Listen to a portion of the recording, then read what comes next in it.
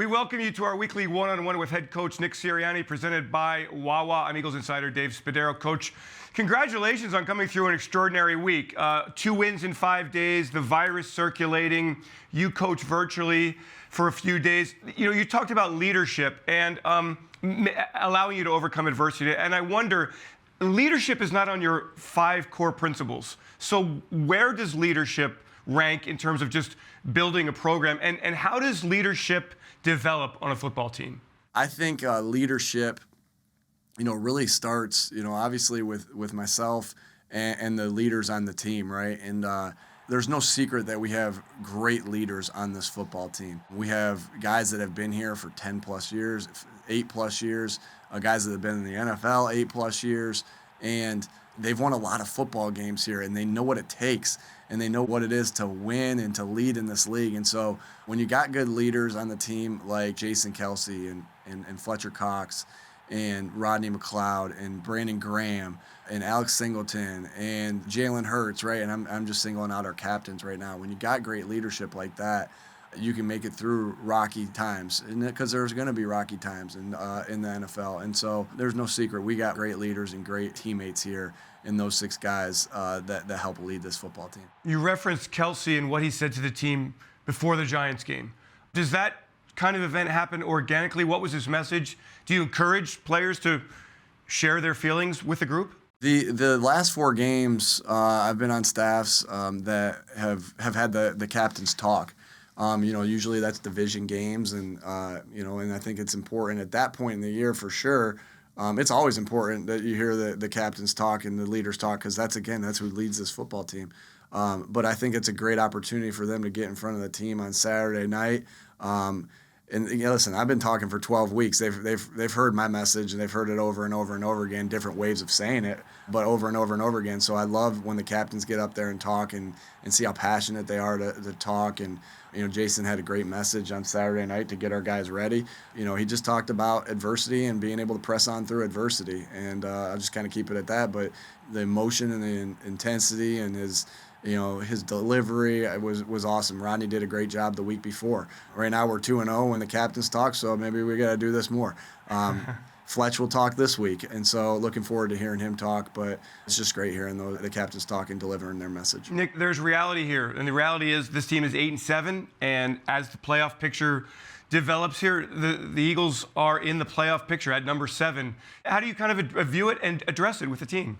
Yeah, there's a lot of things out there, and this is kind of just coming from different people. One of my best friends in the world, who I grew up with, is an Eagles fan. He grew up an Eagles fan, and so he's constantly texting me. He's like, "Hey, if this happens, and then this happens, and then that happens, we get in." And I'll always text him back. I'll be like, "But it requires us winning, right?" And he said, "Yeah, of course. That's all we can control, right? That's all we can control is winning, and what we need to do to put ourselves in position to win that week." And so that's the message, and that's what we talk about. We don't think about anything else except how we're going to go 1-0 this week. How do we go 1-0 this week? By having very detailed meetings, by being full speed to the snap on walkthrough, and having high intensity at practice. And when you do those things, you put yourself in a level where you're getting a little bit better each day. You put yourself in position to go 1-0 this week. And that's all we're concerned about, not worried about who we play next, not worried about what another team can do for us or we can do for it. It doesn't matter.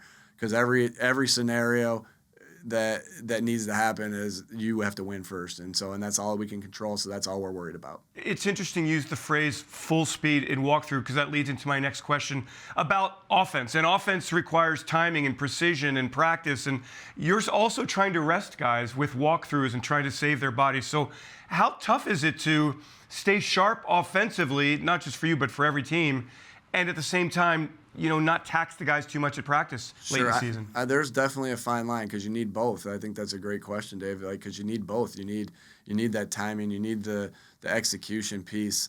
But what you learn in this league, and when you have good veteran players and when you have good leaders, again, that know how to practice, is you can find ways to still get a lot of those things while walking through, right? And when we talk about walking through full speed to the snap, your mind's still working the same way. You're visualizing things the same way. Everything's coming up the same way. You're just not doing it at full speed because you're going through walkthrough. So I think that's an important part of how you get better late in the year, right? Because I think every team's in this scenario right now where you got it, you're coming off a game and you got to give guys time to rest and get going. And we've played, 15 games right now. And the guys' bodies got to get right, because if they're not ready, if their bodies aren't right for Sunday, you're going to be behind the eight ball anyway. So, you learn how to do these things throughout the year of how you practice and how important practice is, while also getting your body ready to go for the next game. Nick, it was interesting on Sunday against the Giants. It wasn't the running game rampage that we've seen in the previous 2 months. New York did a good job of limiting the run game at times. So you had to win kind of in a different way offensively. How valuable is that for this team in the big picture, that when the run game isn't just dominating and crushing people, you're still moving the football and putting points up? I think good teams find ways to win different ways, right? Whether that is, you don't get the 100 and whatever, 85, 200 yards rushing, but you do it through the pass game, right? Or, hey, it's 3-3 at the end of the first half because your defense played its tail off, right? Or, and then the second half begins, they get a turnover just to start, and so the offense can go down and score. That's how good teams find ways to win. Or, it's a big punt return by your special teams to set up a score, right? Those are all things that good teams find out different ways to win. I mean, obviously, you always want your first plan to work and go as planned, but sometimes it doesn't, right? There's a lot of good teams in this league, and that's a good defense in New York. And so it was just a different way to win, and we'll take it. Nick, it's Washington again for the second time in less than 2 weeks. I mean, like when you're watching film, you're going to see a different team on Sunday than you saw on Tuesday. You still watch the same film? You still watch the same volume? You try to find something that you didn't see the first time around? Going into that last game, we didn't know who was playing, right? And they had a lot of difficulties, obviously, with what's going on right now in the world. And so we had to study every different look we could get, right? We had to study all the different guys that could be out there. And so, when you got a division game, that's fresh on our minds, because it was just 2 weeks ago. Coach, last question. All season you've talked about dog mentality, 1% better, all through the growing pains early in the season. Now rent is due. What's that? Rent is due. Rent is due. Right. Okay. Same way of saying that. Same thing. Has that served the team well? Now we're in the final 2 games of the regular season. Everybody knows what's at stake. Has your team achieved that mentality that you want? I think so, and the team achieves that mentality. Obviously, I bring it up when we talk about it. But why does the team achieve that mentality? Because we got great leaders on this football team, and it's not dog mentality, rent's due, getting 1% better every day. That's not something that's like world-renowned new learning for them. Like we all know that to be true. And so when it's just something that's simple, and you I kind of like that I have a coaching point that they know what I'm going to say before I say it, right?